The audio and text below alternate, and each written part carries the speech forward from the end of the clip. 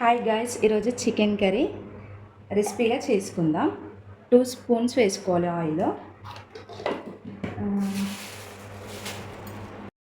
Next వచ్చేసి ఆలిక్కాయ వేసుకోవాలి. And masala పుల్లలు ఒక 3-4 వేసుకోవాలి.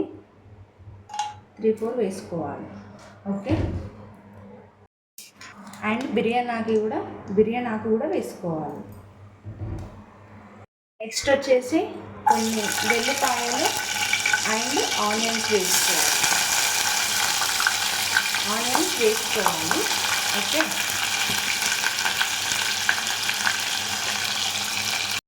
ఇలా కలుపుతూ మీడియం ఫ్లేమ్లో పెట్టుకోవాలి. అండ్ గోల్డెన్ కలర్ వచ్చే వరకు ఇలానే చేస్తూ ఉండాలి. ఫ్రై లాగా లో ఫ్లేమ్లో పెట్టుకోవాలి. ఒక 5-3 మినిట్స్ ఇట్లా క్లోజ్ చేసి పెట్టేసేయాలి. ఇలా గోల్డెన్ కలర్ వచ్చిన తర్వాత అల్లం వెల్లుల్లి పేస్ట్ వేసుకోవాలి. వేసుకున్న తర్వాత మళ్ళీ ఇట్లా ఒక 2 మినిట్స్ కలుపుతూ ఉండాలి.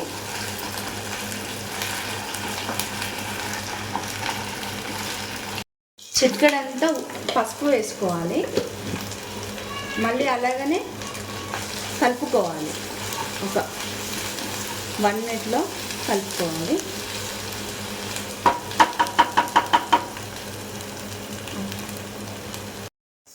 చికెన్ వేసుకోవాలి. ఫ్రెష్గా వాష్ చేసుకొని చికెన్ వేసేసుకోవాలి. మంచిగా ఒక 2 మినిట్స్ వరకు ఇలా కలుపుకోవాలి. ఒక 2 మినిట్స్ వరకు ఇలా కలుపుకోవాలి. ఇవి వాటర్ వచ్చే వరకు ఒక 5 మినిట్స్ క్యాప్ పెట్టేసేయాలి. 5 మినిట్స్ పెట్టాలి. ఇలా ఫ్రై అయిన తర్వాత కొత్తిమీర వేసుకోవాలి. కొంచెం అంత కొత్తిమీర వేసుకోవాలి.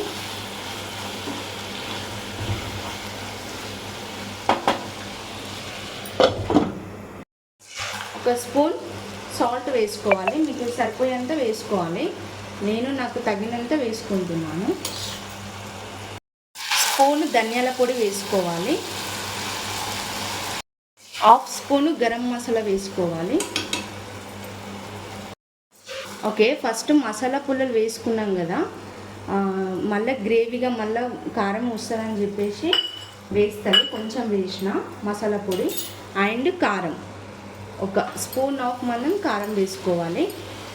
ఇలా మెల్లిగా లో ఫ్లేమ్లో పెట్టుకొని కలుపుకోవాలి. నేను గ్రేవీగా స్పైసీగా మంచి దగ్గరగా మంచిగా ఫ్రై లాగా చేస్తున్నా కాబట్టి నేను ఒక గ్లాస్ వాటర్ తీసుకుంటున్నాను. ఒక 5-10 మినిట్స్ వచ్చే వరకు లో ఫ్లేమ్లో మనం ఉడికించుకోవాలి. ఈ రెసిపీ కర్రీని ఉడికించుకోవాలి.